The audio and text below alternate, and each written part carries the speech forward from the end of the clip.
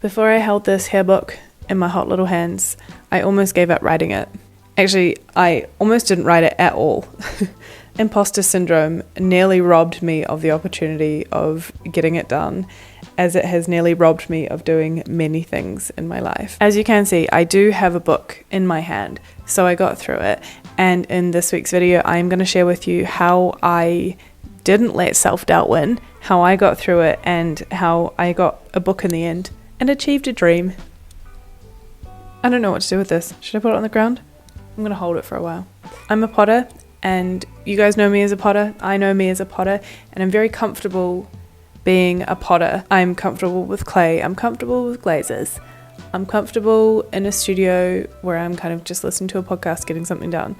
What I'm not comfortable with necessarily is writing. So when I was approached to write a book, I nearly said no. And right at the top, I'm just going to say this book is available to pre-order now. But this video isn't really about the book necessarily. It's about the process of the book and how I got here. One, we're filming in my home because I have COVID right now and I feel pretty bad. So I'm getting this done here so that I can achieve something for the day. And number two, because it felt appropriate to do it here because I wrote most of the book here. So it's kind of the home of the book and the home of me. Here we are. How did we get here? So girlies, how did we get here? How did we get to a point where I was just a potter? Not just a potter. I was a potter with no book to being a potter with a book, with 2 books. I have to say that I have a fair bit of luck on my side. And in life in general, I don't necessarily believe in luck, but I do believe in being open to luck and being open to opportunities as they come to you. So I'm always open to things, and I assume that things are going to come my way and that I am able to receive them and to put them into the world. This is a perfect example of that, this book. Basically, the story of it is quite sweet. When I first moved to London, I was making so much work. I was interested in creating a reputation for myself and for my work that they were beautiful and they were good quality, and I think that was working because somebody from a book publisher contacted me and wanted to use some of my plant pots for a houseplant book that they had coming up. So that was really exciting. And so she got in contact with me, they borrowed the pots. I then got a copy of the book and could see my work in a book, which was very exciting and gratifying, I suppose. And then maybe a year later, I got an email. It was from somebody who had done one of my workshops before. Her name is Harriet, and she's now a friend. But she said to me that she really liked my teaching style, she really liked my work, and she's a commissioning editor for a publisher in London and wanted to know if I wanted to have a chat. And I was like, girl, yes, of course I do. Obviously I want to do that. That's insane. I remember since I was young in my art classes at school going through those beautiful big art books, those painting books and craft books, and going through them and being obsessed with them and really wanting to be featured in one day. And then suddenly I was given this opportunity to maybe write a book. It was like a goal of mine to be in a book, but then also an imposter syndrome of, but I don't know how to write a book. I just want to be in one. And especially a book about hand building as well, which was my first book. I was a thrower, and despite teaching hand building classes to people and people wanting to learn from me and people enjoying those classes, I still felt as though I wasn't qualified to teach those classes at all. I was a thrower, not a hand builder. I've actually just gone back through some of my emails and writing notes for this video, and I saw that I didn't reply to one of them, and she had to follow up a good few months later to see if I was still interested, which I think is on brand for me. I'm somebody who is pretty bad at emails, and it's something I'm not proud of, but I can see that as my anxiety telling me that I would reply later when I was ready to, and it being such a big thing that I just didn't. That was possibly an opportunity that would have been massively wasted. And I was very lucky that she got back in contact with me and asked if I was still interested, and the opportunity didn't kind of fall through my fingers. I'm amazed that I almost let my brain and those pesky little words in there just nearly let it slip away, because I was so excited about the prospect and it could have so easily just been gone like that. Anyway, After a long time of email back and forths, we decided that yes, I was definitely interested, and so was she, and that was very exciting. And so the next step was to write a proposal. At the proposal of a proposal, I felt very scared. In the way that it works in publishing, and I don't fully know the ins and outs, but basically I was to write a proposal, and a handful of proposals goes to the sales team, and the sales team basically says like yes to that one, no to that one, and maybe it could be a no now but yes later, or it could be no, definitely not, it's never getting made. So at this point the proposal to me was like the book might die, and also my hopes and dreams might die along with it. So it was scary, and I had never done anything like this. So Harriet was incredible. She really helped me through it. She had some templates of proposals that were good, and so I wrote it, and she kind of filled it out with the bits that the sales team needed to know, and kind of the vibe of the book and things like that. Harriet had worked on craft and lifestyle books before, and Quadrille, who is the publisher, also does loads of recipe books. So we thought that we could kind of combine the two and have like a step-by-step area, but also like an inspirational kind of area as well. So sort of a blending of two things, a inspirational thing, which like I'm into, but I'm more passionate about teaching. So that part to me was really important. So it seemed like a perfect match. We sort of worked on that together, and then she went forward with it, and then it went off to the sales team, and sadly they didn't pick it up. And Harriet seemed pretty optimistic that it was fine, this happens all the time, and eventually it just would, but then COVID happened, and they weren't picking things up for a bit, and obviously everything paused, and I didn't hear from anyone for ages. And so I kind of was like, well, that's that, it's done, book's dead, video over, see you later. But then in November 2021, I got a random email in my inbox with the subject line, "Some exciting news." And this is what that email said. "Hey Lily, I hope you are very well. It has been a long time since we last spoke. I now have some exciting news for you, as having sat on the proposal for a while, I've discussed it again today, and they loved it. I know it was a bit of a risk, as we haven't spoken for a while.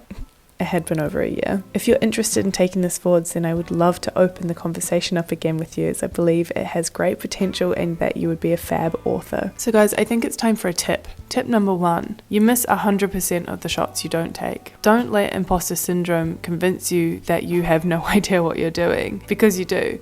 At this point, for me, I had knowledge in my head about hand building that Harriet, who was interested in clay and books, thought would make a great book. I nearly let it get to the point where I didn't write anything, and the opportunity would have gone, and that would have been that. Anxiety is in our bodies to keep us safe and to not take risks, but without taking some risks, we become stagnant and we don't move forward in our lives.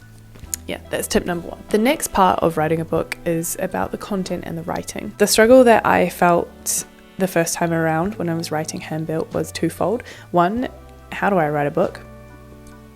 And 2, what if someone, aka another potter, that's what I was most worried about, looks at this book, reads it, thinks I do that differently, and then decides they don't like me, they don't like my work, they think I'm full of shit, and that's my credibility ruined. So the actual writing of the book, the first part. How did I do that? Basically, I had no idea where to start. And so I just opened a Google Doc and I started at the start.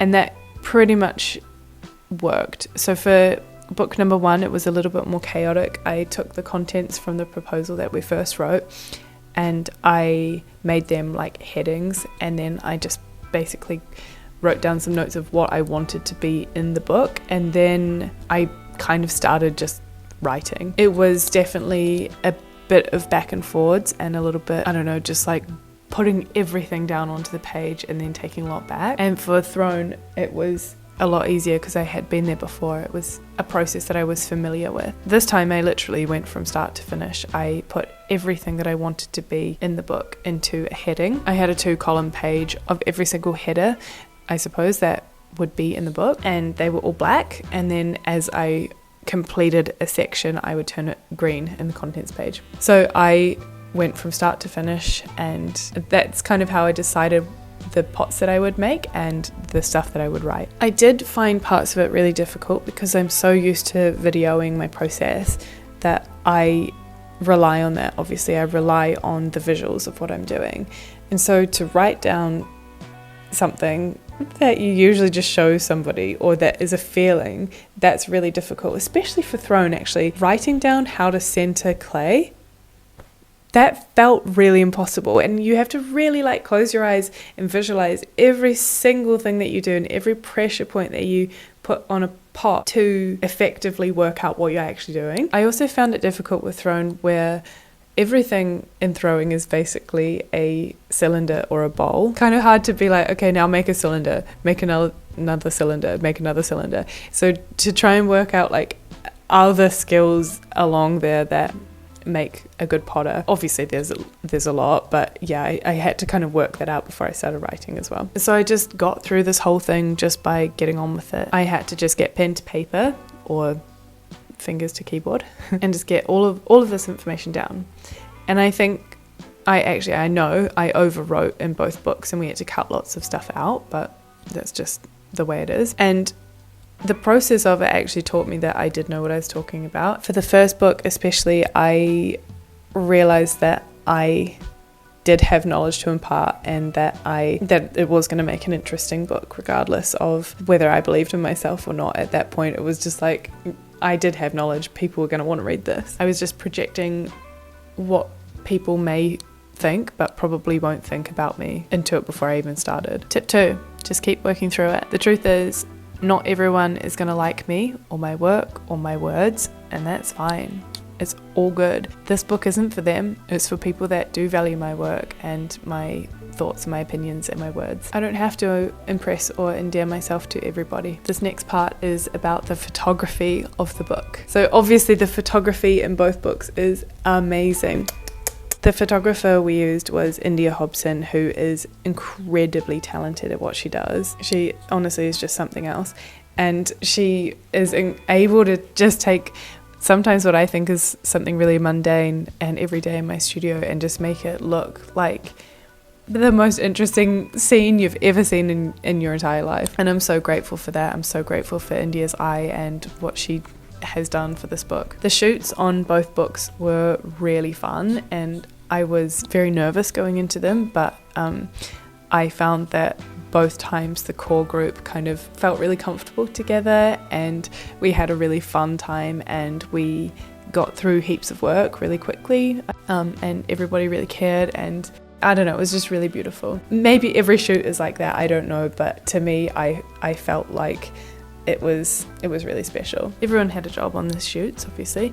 My job was to make all of the stuff and India's job was to shoot me making that stuff so that people could understand what the actions were that I was talking about. Poor Harriet had to create the shots list, which for hand-built was fine, but for Throne we were on a tighter deadline and I hadn't finished writing the whole book yet, so bless her, she actually didn't know what we needed to include and what we didn't need to include. So it was a bit of a mission on those first few days trying to work out exactly the stuff that we had to shoot, but I think we did a really good job. For me, I was really nervous about timing in terms of making sure things had dried enough to do the next step, or about actually getting things done on time because it was a tight shoot. And I was also really nervous about my ability to be able to show what I was needing to show without fucking it up. Like India being very good at what she does helped with that, but for me the way that I got through that was just preparing like there was no tomorrow. I basically made everything ahead of time so that I could fall back on that if I did make a mistake or if I wasn't clear the first time on what I was doing. So I mentioned earlier that this publisher, Quadrille, does lots of recipe books, and I'm pretty sure, I don't actually know this for a fact, but I think that generally recipe shoots are longer and they have a food stylist who makes everything and they do less in a day, so that's why they have to be longer. But for us, we were like running around like headless chickens sometimes, like making sure everything was done. And I am just very, very grateful to the entire team of people who were there working on this book with me on these shoots, because it's, yeah, I don't know, the photos are magical and they seem so still and calm. And they were still and calm, but there was a lot of work that went into each shot in the background. I was exhausted from these shoots, especially on the making days, and I think India must have been incredibly exhausted as well, because she was looking and making sure she could see what I was doing in each movement. Like, that amount of focus must have just absolutely drained her. So yeah, incredible work. The other part of the shoot was a lifestyle shoot, so that meant that we were not in my studio, but we were on location. So that meant that we had a prop stylist who was called Charlie Phillips, and she came along with some like really beautiful linens and cutlery and other props that kind of make a scene come to life. And that was really nice for me, because I got to see my pieces kind of, it was like a little glimpse of maybe how my pieces actually live in the real world instead of just when they're in my studio. It gave me some insight into that, if that makes sense. It's a little bit silly, but I felt it was quite cute. Tip number 3 from me is prior preparation prevents poor performance. The 5 Ps. We were always told this in school. In fact, one of my English teachers, she added a piss in there, so prior preparation prevents piss poor performance. Love that from her. But for me, I was worried that I was going to let a big team down, and the way that I dealt with that was preparing as much as I could in advance. So that was making a lot of pots and making sure that they were at the correct dryness, or they were the correct size, or whatever it was. I had to make everything before so that I could just kind of calm my nerves around it. The next part in making a book is editing. And this part I think I found the most boring and the most difficult. Once it's all written, it goes away to an editor. They read it and they make any amendments to spelling or grammar. And they also make suggestions like, the author's already said this in this part, and so I think we can remove it from here. Or this needs clarification, I have no idea what she's talking about. And so obviously that is very important, and you rely on that really heavily. It also means that I then have to kind of okay all of the changes. It wasn't about taking the feedback on, it was more just like I didn't want to do it because I'd already read it so many times. I'd already read it like 4 or 5 times, and so I'm just so bored by it, and I didn't want to read it anymore. I was sick of it. And then it also goes to the designers, who have the quite difficult job, I'm sure, of putting all of the images in the right places. So I've provided everyone with this Google Doc of all of my text, but it's just like, I don't know, like 100 pages of text. You know, like, that's alarming. Bless the designers, they have to go through and read it and then put the appropriate images in the appropriate spots. And then Harriet and I go through and we make sure those images definitely are in the right spot, and we will make suggestions to the designer to change them if it's in the wrong place, or we will label them like step 1, step 4, step 8, whatever it is. We also then have to do the cover. So for Hand Built, we had a designer called Alicia, and for Throne we have a designer called Gemma, and they both were incredible and very patient with me, because I have an eye for design in the way of I know what I like, and they both are designers, that's their job, and they know what sells, they know what makes a good book cover and what doesn't.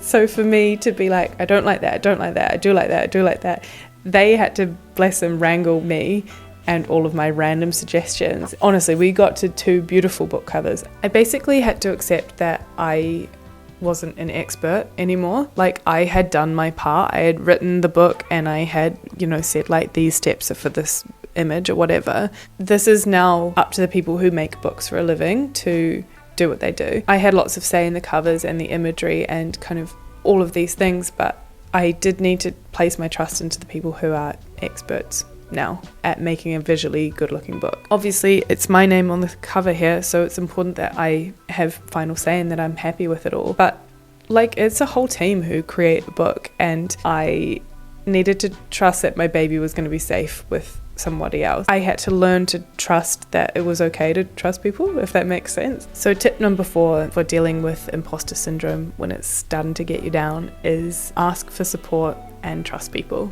The entire time, the whole team were kind, and they were full of belief in me and my ideas and my words and my work, far more so than I was for myself. They could see the potential in it from before they even emailed me, otherwise they wouldn't have emailed me. I had to learn to trust that, and you should learn to trust that too. So now Hand Built has been out for more than a year, and Throne I've only had this for like a week, and it will be released properly in October. It's available for pre-order now. I still feel giddy when I see people talking about hand built online, or if I see somebody in person and they tell me that they made something from the book, or they really enjoyed something that I wrote. It's such an incredible feeling, and I am just so grateful to everybody who's read it and everybody who talks about it and everybody who worked on it with me. Working through imposter syndrome can be really scary, and you can feel like you're walking into the unknown, and you know what, you probably are. You're taking a risk, but it's important because you learn so much about who you are, about what your capabilities are, the things that you can do that you had no idea, and you find success. Whether it is success in having a book that you didn't have before, or if it's just doing something that you didn't think you could do 5 minutes ago. Now you can do it, you know? It's incredible. For me, working through imposter syndrome meant that I can call myself a potter and now also a 2-time author. And that's so cool. That's so cool. Thank you so much for joining me this week, and I will see you again next week for another video. Bye. Throne is available for pre-order now, and you can also get hand built wherever